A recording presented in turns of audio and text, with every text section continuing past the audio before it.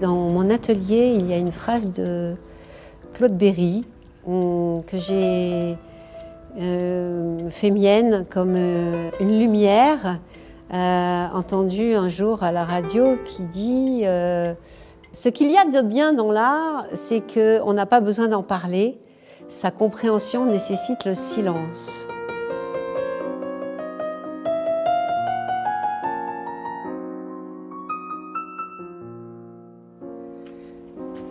Le travail d'atelier, c'est un travail silencieux.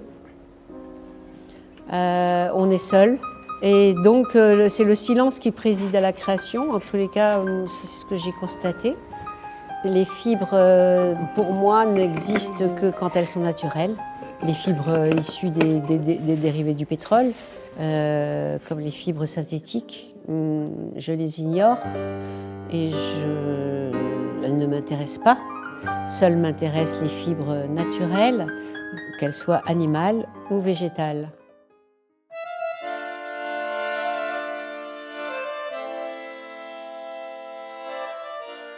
Le feutre, c'est le plus ancien textile au monde. Il est apparu bien avant le métier à tisser, bien avant le tricot également. Aujourd'hui, c'est toujours le même process qui préside à l'obtention d'un textile non tissé qui s'appelle le feutre. C'est toujours le frottement et l'humidité. Alors t'imagines un petit peu de ça, arriver à ça, juste par le frottement et l'humidité. Toujours. Et encore. Et pour longtemps encore. Le frottement et l'humidité à partir de la laine des moutons aujourd'hui. Il se trouve que le feutre est un textile si peu connu en France. J'accueille avec grand plaisir des étudiants qui sont dans des écoles de design textile ou de mode et environnement ou de beaux-arts.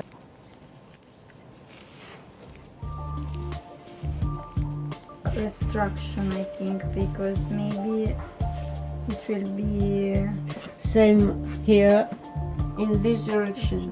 C'est important pour moi de pouvoir transmettre ce savoir-faire de manière à ce que les prochaines générations puissent mettre en avant ce textile aux vertus magnifiques. And we will start by the middle. This is the result.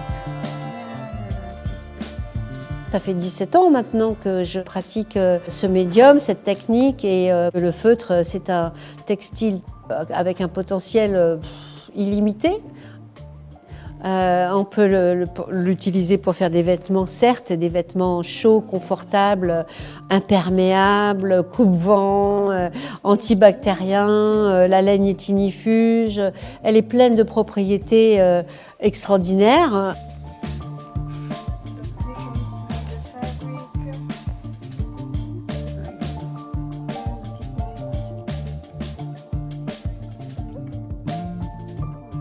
Je peux aussi dire que le feutre dans la maison a d'autres propriétés. Dans une pièce qui est sonore, parce qu'aujourd'hui dans l'architecture on utilise pas mal des matériaux froids, comme le béton, le verre, les métaux, le feutre va venir descendre le niveau sonore d'une pièce grâce à sa capacité d'être un isolant phonique et thermique. J'ai commencé par faire des vêtements et c'est ce qui m'a ébloui lorsque j'ai découvert le feutre en Nouvelle-Zélande. C'est de pouvoir créer mon tissu, mon textile qui façonne, qui compose le vêtement en même temps que de créer le vêtement. C'est un process simultané. Et le fait de créer des vêtements sans couture, bah oui, effectivement, on a bien parlé à ce moment-là de sculpture portable. Et bien, maintenant, pour différentes raisons, je m'éloigne un petit peu du vêtement, mais grâce à à Gladys Paulus, qui est une artiste feutrière. Gladys a inventé une technique absolument inouïe pour travailler le masque. Lorsque j'ai fait mon premier masque, eh bien, il était comme ça, à plat. On commence à travailler en 2D en posant la laine d'un côté, puis de l'autre d'un plastique qui va isoler les deux couches. On anticipe bien sûr la forme du visage, le profil, les oreilles, les volumes, le nez, la bouche, etc. Et puis, à une certaine étape du processus de travail, ce 2D là devient 3D et prend forme et s'incarne. Et c'est un moment absolument waouh! La première fois que je l'ai pratiqué, j'ai eu un effet de recul physique. J'étais totalement surprise de la rencontre qui était en train de se produire entre cette forme qui n'était qu'une forme et qui est devenue un être à part entière, que j'ai ensuite eu envie de nommer.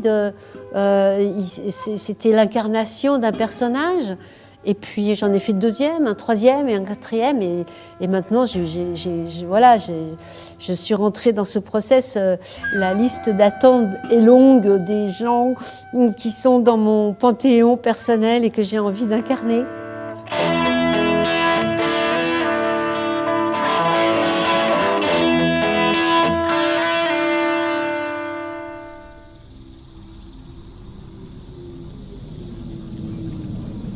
Je suis très sensible au mouvement des saisons.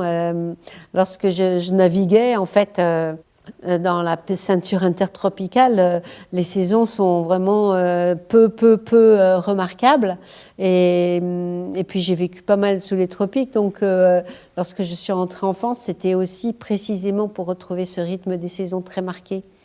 Il se trouve que la technique de l'éco-print ou impression botanique est une technique émergente. Elle est apparue il y a une 10-15 d'années. Différentes personnes se sont emparées et aujourd'hui de plus en plus de cette technique qui permet d'imprimer des végétaux sur des textiles. C'est très intéressant de pouvoir imprimer comme ça des végétaux sur le feutre, sur la laine. J'ai étendu beaucoup cette technique à d'autres textiles que j'amasse depuis tant d'années, des textiles qui m'intéressent, toujours avec des fibres naturelles, des lins, des cotons, des soies, des velours. J'adore le velours.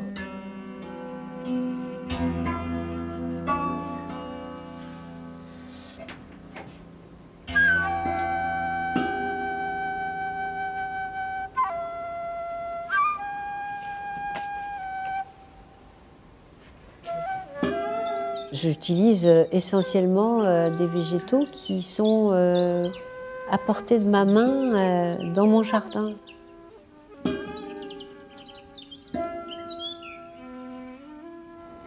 Morning Glory.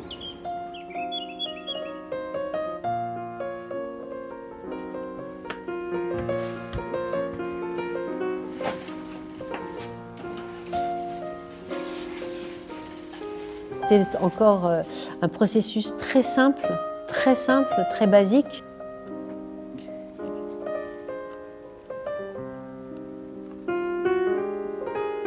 C'est la chaleur qui fait migrer les pigments, les tanins, les molécules colorantes contenues dans les végétaux sur les textiles de manière pérenne parce qu'il y a eu au préalable cette opération un peu technique de sorcière qui s'appelle le mordançage. On peut dire que je suis une militante, ouais, c'est vrai, parce que voilà, c'est une évidence de parler de fibres naturelles, de pièces uniques pour des gens uniques, de On est fortement récupéré par le greenwashing, c'est certain, il faut s'en méfier. Mais quand même, il y a un discours assez vertueux que je prétends avoir depuis de longues années maintenant et qui, a fortiori, aujourd'hui, résonne. On sait bien pourquoi.